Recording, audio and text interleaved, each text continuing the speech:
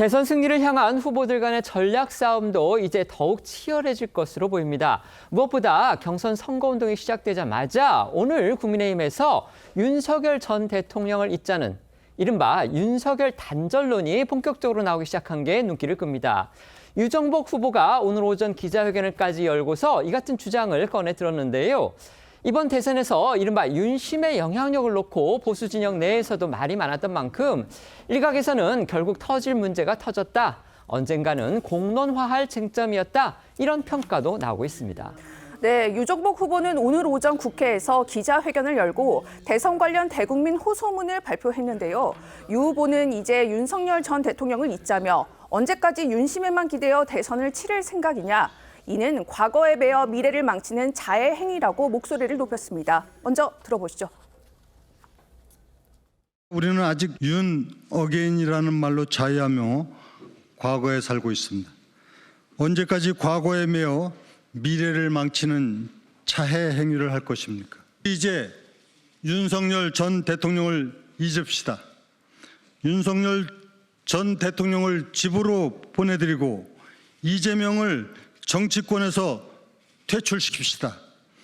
윤봇 명태만이 우리가 대선에서 승리하고 대한민국을 살릴 수 있는 길입니다. 네, 유 후보의 회견 내용이 물꼬 가돼 곧바로 당내 소장파이자 비윤계로 분류돼 왔던 김재섭 의원이 가세하고 나섰습니다. 서울 도봉갑이 지역구인 김 의원은 SNS를 통해 윤 전 대통령과 결별을 하지 않고 국민의힘이 대선에서 승리할 방법은 없다고 호소했는데요. 김 의원은 불덩이를 움켜쥐고 뜨겁다고만 하고 있는데 뜨거움에서 벗어나는 방법은 너무 간단하다며 불덩이를 손에서 내려놓으면 된다고 했습니다. 윤석열 단절론은요, 향후 보수 진영 대선 구도를 흔들 핵심 쟁점 가운데 하나가 될 것으로 보입니다. 당장 그동안 탄핵 찬성과 탄핵 반대로 갈라져 있던 이 후보들 간의 공방이 치열해질 그런 소지도 있는데요. 이른바 찬탄 후보들은요, 윤석열 단절론에 힘을 실을 수 있겠지만 반탄 후보들은 이에 반발할 가능성이 있는 겁니다. 네, 이 탄핵 국면에서 윤 전 대통령 파면을 반대하는 목소리를 냈었던 나경원 후보나 김문수 후보는요, 당 일각에서 분출한 이 윤석열 단절론에 어느 정도 선을 그을 가능성이 있습니다. 반면에 이 탄핵 국면에서 일정 부분 이 윤 전 대통령과 거리를 유지해왔던 홍준표 후보의 경우에는 앞서도 윤 전 대통령과 당이 각자의 길을 가야 한다 이렇게 주장을 했던 만큼 이 윤석열 단절론에 힘을 실을 가능성이 있어 보입니다. 여기에 이 윤 전 대통령 파면은 불가피하다고 주장을 해왔던 한동훈 후보나 안철수 후보 역시 이 윤석열 단절론에 힘을 보탤 가능성이 높아 보이는데요. 다만 한동훈 후보는 윤석열 전 대통령이 국민의힘 1호 당원이라든지 아니면 탈당 그런 논란에 대해서는 오늘 한 라디오 인터뷰에서 윤 전 대통령이 현직일 때는 그 부분에 대해서 선을 그어야 한다고 생각을 했지만 이미 내려온 상태로 이제는 윤 전 대통령이 평당원일 뿐인데 그 문제를 다시 이야기할 필요가 있겠느냐 말해서 눈길을 끌었습니다. 그러니까 한동훈 후보로서는요, 계엄 사태 이후에 또 탄핵 국면에서 이미 반윤석열 또는 비윤석열 행보를 충분히 보였죠. 그렇기 때문에 이제는 윤 전 대통령에 대해서 이제 동정적인 이른바 당심을 잡기 위해서 의도적으로 저렇게 입장을 밝히지 않았나 그렇게 추측이 됩니다. 어쨌든지 간에 지금 국민의힘이 대선 경선 레이스 오늘이 사실상 첫날인데 이 첫날부터 유정복 후보에 의해서 이른바 윤석열 단절론이 지금 터져나왔습니다. 그에 의해서 곧바로 소장파의 핵심 인물 중에 하나인 김재섭 의원이 SNS 글을 통해서 국민의힘이 이길 수 있는 방법은 그것밖에 없다. 이런 식으로 또 가세를 하고 나선 겁니다. 이거 어떻게 봐야 됩니까?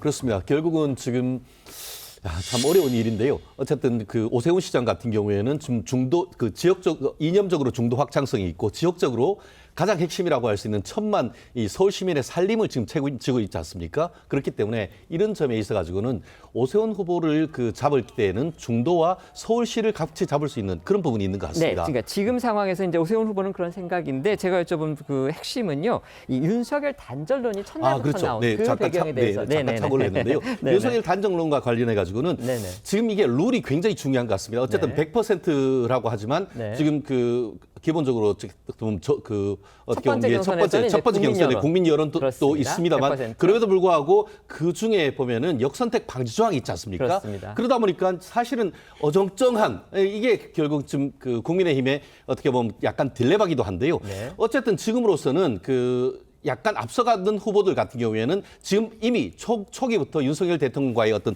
단절론을 얘기를 할 수 있습니다만 초기에 약간 막차를 탈 수 있는 그런 후보, 네네. 특히 윤석열 대통령의 어떤 당심을 끌어올리려고 하는 분들 같은 경우에 대표적으로 지금 나경원 후보 이런 분들 같은 경우에는 오히려 단절론보다는 다른 분들과의 어떤 차별화를 차별을 네네. 하면서 윤석열 대통령 후보를 견인하려고 하는 부분이 있기 때문에 네. 적어도 1차 4강을 하는 전략에 있어 가지고는 각 어떤 후보들마다의 어떤 유불리에 따라 그런 부분에 대한 전략적 선택이 있을 것이라고 예측을 합니다. 네, 알겠습니다. 윤석열 전 대통령으로 저희가 통일을 하겠습니다. 네, 말씀해 예, 주십시오. 뭐 저는 윤석열 전 대통령이 차별하는 건 당연하다는 생각을 하고요. 사실 그런 관점에서 보면 만시지탄이죠.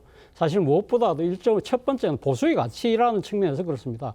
헌법재판소가 윤석열 전 대통령을 파면하면서 그 이유를 헌법수호 책무를 위반했다는 거잖아요. 그럼 헌법수호라는 것은 보수 정당의 제1의 가치잖아요. 그렇다고 한다면 그 보수의 가치를 짓밟은 부분에 대해서는 당연히 보수 혁신 차원에서라도 이 이야기를 당연히 짚고 넘어가셔야 될 것이고, 두 번째는 본선 경쟁력 차원에서도 그렇습니다. 1대1 구도가 되면 어차피 승부의 키는 중도 무당층이라고 한다면 보수의 혁신이라는 차원에서라도 윤석열 대통령과의 차별화를 하는데, 저는 최소한 계엄에 대해서는 불법성, 위헌성을 인정을 하면서 여기에 대한 재발 방지책을 내놓아야 되는 것이 아닐까라는 생각입니다. 네.